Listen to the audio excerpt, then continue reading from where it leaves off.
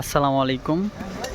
বর্তমানে ভিডিও চিত্রটি ধারণ করছি ময়মনসিংহ নগরীর ৬ নং ward S A Sarkar road এলাকায়। আপনারা দেখতে পাচ্ছেন ময়মনসিংহ সিটি কর্পোরেশনের ৬ নং ওয়ার্ডের যে পরিচ্ছন্ন কর্মীরা রয়েছেন, তারা ৬ নং ওয়ার্ডের যে বর্জ্য অপসারণ কার্যক্রমের যে বিষয়টি প্রতিদিনের ন্যায়, এটি কিন্তু আজকেও নিশ্চিত করার লক্ষ্যে কাজ করে যাচ্ছেন। এটি ৬ নং ওয়ার্ডের এস এ সরকার রোড নতুনপুর স্কুলের, এই যে নতুনপুর স্কুলের যে রাস্তাটি, সেই রাস্তায় কিন্তু হচ্ছে জমাটকৃত যে দৈনন্দিন কার্যক্রমের যে হচ্ছে বর্জ্য, সেগুলো কিন্তু অপসারণ করছে। এই পাওয়ার ট্রলিটি কিন্তু ৬ নং ওয়ার্ডের ভাঙাপোল এলাকা থেকে বর্জ্য অপসারণের কার্যক্রম শুরু করেছিল।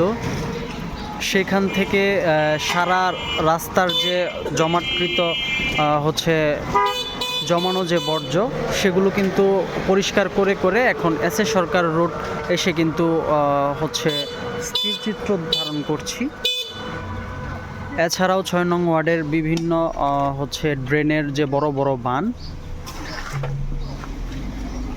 আটকে গেছে, সেগুলো কিন্তু ছাড়ানোর কার্যক্রম চলছে। প্রতিদিনের ন্যায় আজকেও কিন্তু ৬ নং ওয়ার্ডের বর্জ্য অপসারণের কার্যক্রমের এই চিত্রটি দেখানো হচ্ছে, আপনাদের সঙ্গে তুলে ধরার চেষ্টা করলাম।